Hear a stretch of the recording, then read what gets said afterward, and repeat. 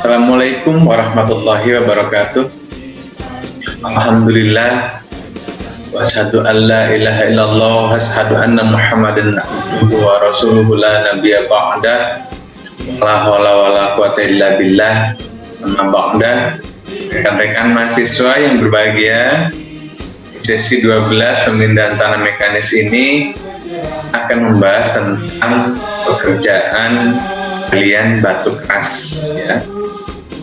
Mana outline pada pembahasan ini diantaranya ada pendahuluan, metode pelaksanaan, implementasi SHI, dan produktivitas pekerjaan, langkah strategis, aspek risiko pekerjaan, manajemen SDM, referensi vendor, ya.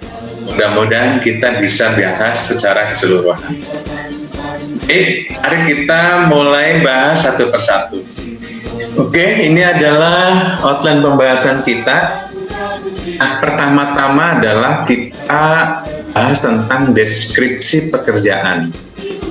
Nah, bahwa galian batu keras itu adalah galian batu yang berada di lokasi pekerjaan berupa lapisan batuan masif, padat dan kokoh atau berupa batuan lepas dengan volume masing-masing lebih dari 1 meter kubik dengan diameter lebih dari 0,3 meter yang tidak dapat dipecahkan tanpa peledakan atau dengan bulldozer dan peralatan berat lainnya. Batuan seperti ini dapat disebut juga sebagai stone rock yang karena keras dan susunan teksturnya tidak dapat dipecah dengan hand-pick hammer. Yang akan kita bahas di sini, ya, deskripsi pekerjaannya adalah galian batu keras di mana batu tersebut tidak mampu digali menggunakan ekskavator maupun dozer, sehingga ini kita perlu memerlukan peralatan khusus, ya. Oke, pekerjaan galian batu dapat dikerjakan dengan menggunakan metode blasting atau metode slip blasting atau peralatan bantu tertentu, misalnya wrapping dozer dan breaker yang kemudian menggunakan ekskavator dan diangkut dengan dump truck. Ya, jadi metode galian batu keras itu dengan metode blasting atau juga metode slip blasting. Harus selanjutnya dibantu dengan alat lain seperti wrapping dozer, juga breaker, ekskavator, dump truck. Ya. Kemudian klasifikasi batu galian tipe G atau galian batu keras akan diputuskan oleh pejabat pembuat komitmen atau PPK. Ya, ini kaitannya dengan pejabat pembuat komitmen, ya, dalam hal ini baik dalam perusahaan maupun ini sebuah proyek pemerintah. Berdasarkan kondisi lapangan, antara lain bila diperlukan harus ada uji coba produktivitas peralatan. Nah, ini karena kebetulan ini saya menggunakan slide-nya pengalaman dari PP pada saat pelatihan TOT atau TOT di Kementerian PUPR. Ini saya gunakan dan saya sampaikan kembali ke rekan-rekan mahasiswa. Oke. Selanjutnya yang perlu diperhatikan adalah tentang sebelum pelaksanaan pekerjaan, yaitu kita perlu perhatikan tentang kontrak. Pertama, itu tentang masa pembuatan kontrak. Hal-hal yang perlu mendapat perhatian tentang kontrak diantaranya ada waktu pelaksanaan, ya. Misal panjangan waktu yang diakibatkan oleh waktu pembebasan tanah yang mundur dari schedule, pengaruh cuaca yang di luar kewajaran, daerah yang hanya memiliki waktu-waktu tertentu, pengerjaan penghamparan lapis fondasi, contoh di daerah jalan dengan lalu lintas tinggi yang bisa dilakukan dan pengaspalan pada malam hari. Nah, ini adalah contoh-contoh hal yang harus diperhatikan tentang waktu pelaksanaan, ya. Ini ini adalah hal-hal yang perlu diperhatikan dalam masa pembuatan kontrak. Yang kedua, yang perlu diperhatikan adalah mendetailkan klausul pembebasan tanah. Antaranya, apakah status lahan yang akan dilakukan pekerjaan lapis fondasi dipastikan sudah berstatus bebas, ya. Kemudian pihak yang bertanggung jawab dalam proses pembebasan lahan. Yang ketiga, yang diperhatikan adalah informasi utilitas. Antaranya disediakan oleh owner pada saat fundraising dan dicatat data yang diberikan oleh owner dengan kondisi aktual.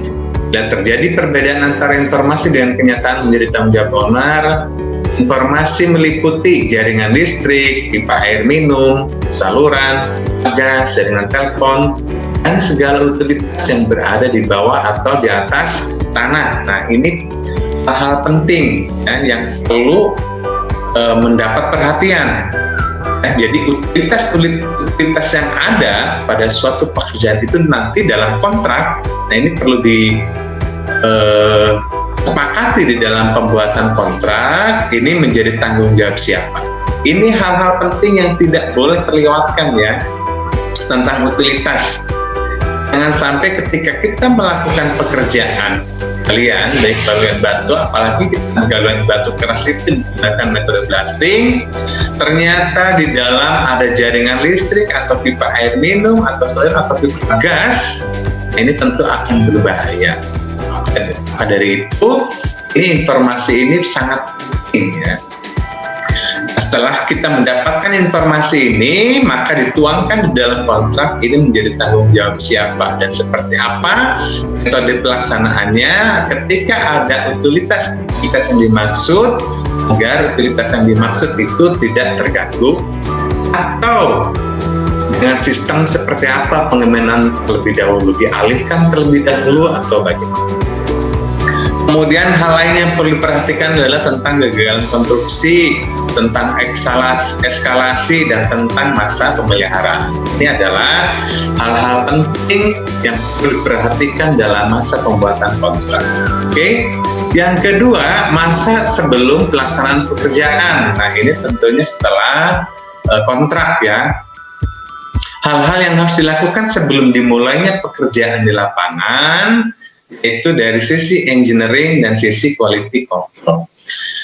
Dari sisi engineering terdiri dari apa saja, yaitu pertama mengumpulkan dan mengidentifikasi data untuk menghitung produktivitas pekerjaan, kedua cek kebutuhan material peledak, alat peledakan dan kedalaman drilling, ketiga memaparkan schedule dan metode pekerjaan kekerasan kepada owner maupun pengawas pekerjaan. Yang keempat, mengajukan IPP atau request for work pada pengawas pekerjaan sebelum memulai pelaksanaan pekerjaan.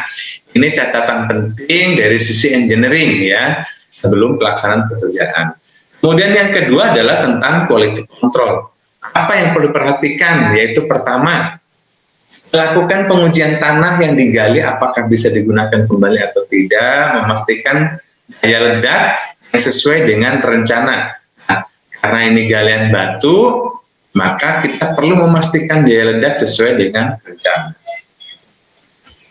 Kemudian hal-hal lain sebelum pelaksanaan pekerjaan itu tentang production planning and control. Production planning and control pertama harus mencari referensi vendor, membuat dokumen penawaran pekerjaan, pemaparan metode pekerjaan, melakukan negosiasi, melakukan pengecekan stok alat dan lain sebagainya. Ya. Kemudian tentang SHE, memastikan kelengkapan SIO operator dan silo alat berat atau standar izin layak operasional alat, standar izin operasional operator ya, ini perlu dipastikan. Kemudian memberikan safety induction kepada pekerja dan operator, melaksanakan book meeting setiap akan melakukan pekerjaan, membuat dokumen SIB, dan lain sebagainya. Ini dari sisi SHE. Oke. Kemudian selanjutnya adalah environmental. Di antaranya perlu mengidentifikasi area pemukiman dan jalan umum yang akan terdampak ledakan, cek utilitas existing, koordinasi dengan pihak terkait, dan PLN atau PDAM atau Telkom dan lain-lain untuk rencana relokasi agar tidak mengganggu pekerjaan, Kemudian yang ketiga, lakukan sterilisasi area sebelum ledakan. Nah, ini adalah hal-hal penting sebelum pelaksanaan pekerjaan galian batu metode blasting. Ya. Yang selanjutnya perizinan, ya. Perizinan diantaranya ada izin gudang bahan peledak, izin pemilikan, penyimpanan dan penguasaan bahan peledak, izin pembelian dan penggunaan bahan peledak, izin penggunaan sisa bahan peledak apabila dibutuhkan.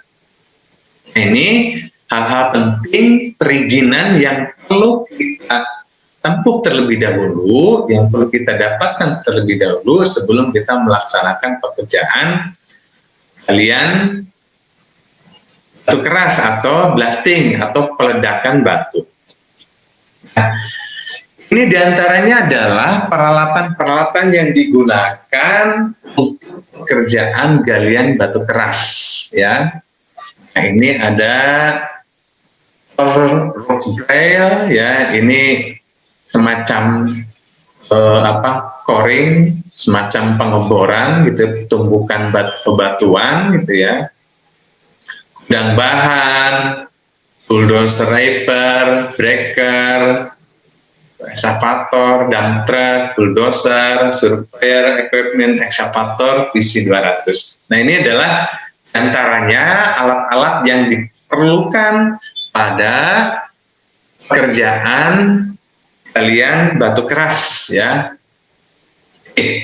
Kemudian bahan yang digunakan. Nah, bahan yang digunakan karena ini kita menggunakan metode ledakan, ya. Nah, inilah bahan-bahan yang diperlukan, yaitu diantaranya ada emulsion matrix seperti ini, kemudian ada ENFO seperti ini gambarnya, kemudian ada detonator non-L seperti ini gambarnya, kemudian diagel magnum seperti ini gambarnya. Fungsinya apa saja, ya? Oke. Pembahasan selanjutnya adalah tentang pekerjaan galian batu keras atau blasting menggunakan ANFO. Apa itu ANFO dan bagaimana cara pelaksanaannya? Mari kita bahas secara bersama-sama. Oke. Apabila kita buatkan dalam bentuk gambar flowchart, ya, pekerjaan galian atau blasting ini adalah seperti ini contoh gambarannya: start, kemudian pengiriman bahan peledak, trailing, pengisian bahan peledak, steaming atau pengisian material penutup, up, perangkaian detonator, brigade dan pengamanan, firing atau peledakan, proses galian batu, pengangkutan material batu. Nah, ini adalah flowchart atau urutan pekerjaan galian batu keras atau blasting, yaitu pertama-tama dengan pengiriman bahan peledak. Oleh karena itu sebelumnya kita perlu ada izin penggunaan alat peledak, izin gudang dan lain sebagainya, ya. Kemudian railing itu adalah pengeboran. Perlunya untuk apa pengeboran ini? Pengeboran ini adalah untuk memasukkan alat peledak atau yang disebut dengan ANFO tadi, gitu ya. Kemudian streaming, pengisian material penutup setelah di drilling tadi, setelah dibor, kemudian diisi bahan peledak, baru kemudian ditutup, ya. Dan selanjutnya. Oke, ini diantaranya pengiriman material. Drilling adalah proses pengeboran batu dengan menggunakan alat CRD. Jarak antar lubang peledakan disesuaikan dengan hasil perencanaan yang disepakati, kemudian kedalaman drilling sesuai rencana. Kemudian pengisian bahan peledak. Proses pemasangan diagel magnum sebagai pemicu bahan peledak dengan kabel detonator. Pengisian bahan peledak dengan manual ke lubang drilling. Kemudian streaming itu apa? Material ini berupa material berbutir pada topping lubang drilling. Kemudian itu adalah proses ini merupakan perakitan kabel-kabel detonator untuk diledakkan oleh blaster. Kemudian brigade pengamanan, pastikan tidak ada warga atau kendaraan di dalam jangkauan ledakan. Kemudian proses galian batu yaitu pekerjaan galian hasil ledakan di loading menggunakan excavator. Kemudian pengangkutan material batu yang dimaksud dalam material hasil ledakan diangkut menggunakan dumper. Ini metode pekerjaan dusting ya, metode pekerjaan batuan keras menggunakan alat peledak. Oke. Selanjutnya, nah inilah contoh diagram magnum ya, atau alat peledaknya.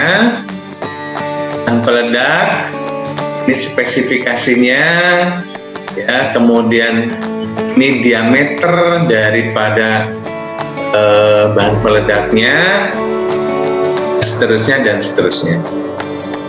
Oke, ini adalah danfo dan amonium nitrate ya. Gambarnya seperti ini, spesifikasinya ini ya, ini untuk pengenalan. Kemudian ini adalah non-elektrik detonator yang seperti gambar yang tadi. Ini adalah spesifikasinya. Ini merupakan bahan-bahan peledak yang digunakan pada pekerjaan dusting ya. Itu Egel Magnum, kemudian Denfo, amonium nitrate pilot ya, kemudian juga ada elektrik detonator, kemudian ada elektrik detonator, ada non elektrik, ada yang elektrik ya. Oke. Kemudian tentang alat bor ya, alat bor yang akan digunakan dalam drilling dan blasting. Contoh di sini ya, proyek ini contohkan pada proyek tol Trans Sumatera adalah gravel rock drill atau CRD jenis pneumatic top hammer gravel drill, itu kompresor jenis portable rotary scale kompresor. Nah ini alat bornya, mesin alat bor, ini kompresornya. Oke. Selanjutnya adalah pekerjaan galian batu blasting menggunakan emulsi. Nah, menggunakan peralatan yang digunakan ini gambarannya ya. Alat bornya harus ada ya. Ini adalah bahan-bahannya, plosip, bahan bulk, emulsion metric. Ini spesifikasinya. Nah, ini adalah bahan peledak emulsi. Bahan air dirancang untuk menghasilkan energi tinggi dalam lubang ledak, aplikasikan di pertambangan, kuari, dan peledakan pekerjaan sipil atau konstruksi. Dabek ini dapat digunakan dalam lubang ledak kering selama lebih dari 3 bulan dan lebih dari 30 hari. Dalam lubang ledak basah dengan aliran air dinamis yang relatif kecil. Ini spesifikasi bahan. Ini flowchartnya hampir sama seperti tadi, bukan hampir, ini sama ya. Penggunaan bahan, drilling, pengisian bahan peledak, steaming, etap, dan pengamanan, firing, proses galian batu, pengangkutan material, ini sama, metodenya sama, tahapan pengerjaannya sama. Nah, kemudian metode drilling dan dusting. Nah, terminologi peledakan digambarkannya seperti ini ya. Gambarkannya ini adalah contoh gambaran drilling tadi, pengeboran tadi, kemudian diisi bahan peledak, kemudian ledakan. Nah, ini contoh gambar titik-titik ledakannya, titik-titik drillingnya, maksudnya titik-titik drilling yang kemudian diisi alat peledak. Oke, pola peledakannya seperti ini gambarannya. Ini dari titik satu ke titik lainnya 3 meter. Ini diameter peledakan kurang lebih 2,5 meter diameternya. Jadi jarak dari titik satu ke titik lainnya itu sebanyak atau sepanjang 3 meter. Oke, contohnya seperti ini gambar detailnya. Ini antara 5,6 meter lakukan drilling atau pengeboran batuan sekitar 5,6 meter, kemudian drilling, kemudian isi bahan peledak, isi bahan peledak. Nah, seperti ini adalah prosesnya ya. Jadi berapa kedalaman yang akan kita gali bebatuan tersebut ya, kita bertahap. Tahap 1, tahap 2 dan seterusnya sesuai dengan kebutuhan berapa dalaman galian bebatuan yang diinginkan. Nah, yang perlu diperhatikan adalah titik-titik ledakannya. Jangan sampai kemiringan-kemiringan seperti ini, gambarannya contohnya ini adalah fungsi-fungsi pengamanan lereng ya, batu-batu yang telah diledakkan agar hasil ledakannya tidak sampai terhadap perencana elevasi ini. Nah, ini perapian-perapian selanjutnya menggunakan alat-alat lain ya, tidak dengan menggunakan peledakan, perapian lainnya menggunakan alat ekskavator atau alat lainnya yang mendukung. Oke, selanjutnya, nah ini contoh gambaran proses drillingnya ya. Proses drilling, area blasting 1, area blasting 2, area blasting 3, contoh lubang bor. Gambaran tadi, oke ya. Skematik susunan lubang tembak. Nah, ini skemanya adalah seperti ini. Primer, in-hole die, emulsion, kemudian styming. Seperti ini telah dilakukan drilling atau pengeboran, contoh seperti ini, seperti ini lubang pengeborannya, kemudian diisi bahan-bahan ini diantaranya bahan utama dan bahan-bahan lainnya. Kemudian tahapan pecahnya batuan. Nah, ini contoh ya, tahapan pecahnya batuan seperti gambaran ini. Ada peledakan dalam satu garis, peledakan satu lubang dan peledakan satu garis ya. Pada umumnya apabila bebatuan ini memanjang, dilakukan peledakan satu baris sehingga dalam satu ledakan satu area yang dimaksud, yang dalam area ledakan tersebut bebatuan tersebut sudah hancur, yang kemudian dilakukan pengangkutan. Contoh ini lemparan batuan, gambaran lemparan batuannya. Inilah yang perlu diperhatikan agar tidak ada baik kendaraan, pemukiman atau orang ya yang berada di sekitar pada saat proses peledakan. Nah, ini contoh gambaran blasting sequence, contoh gambaran titik-titik blastingnya ya.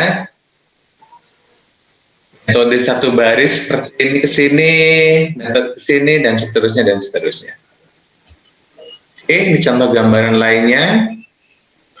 Urutan pelaksanaan blasting. Nah, pekerjaan persiapan ini contohnya.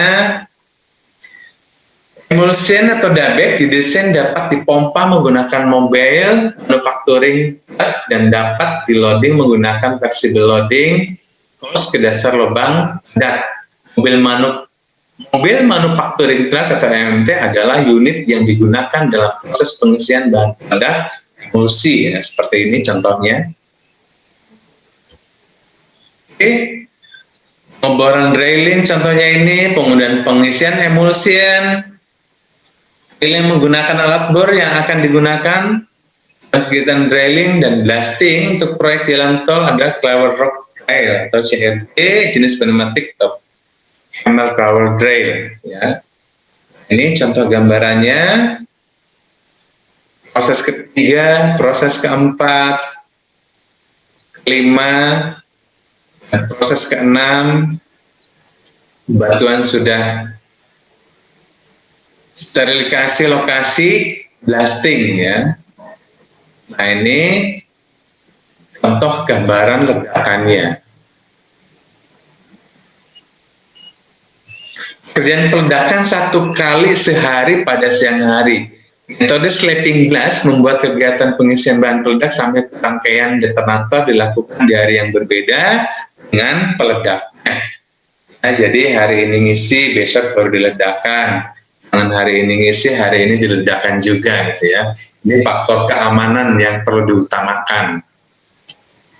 Oke, kemudian, nah ini contohnya setelah diledakkan, baru kemudian menggunakan breaker, kemudian angkut material, barulah selanjutnya dibentuk. Batuan tadi dibentuk sesuai dengan elevasi yang direncanakan. Elevasi dalam contohnya di sini adalah pekerjaan jalan. Jadi elevasi dalam bebatuan pun kita tetap harus bentuk lereng-lereng seperti contoh gambar ini. Contoh lereng 1, lereng 2, lereng 3, dan slope lereng 4. Oke, seperti gambar ini faktualnya. Nah, ini adalah kondisi jalan yang sebelumnya adalah bukit batuan keras, sehingga pekerjaannya perlu menggunakan metode blasting. Baik rekan-rekan mahasiswa yang berbahagia, demikian pembahasan pada sesi 12 ini tentang galian batu keras atau metode blasting.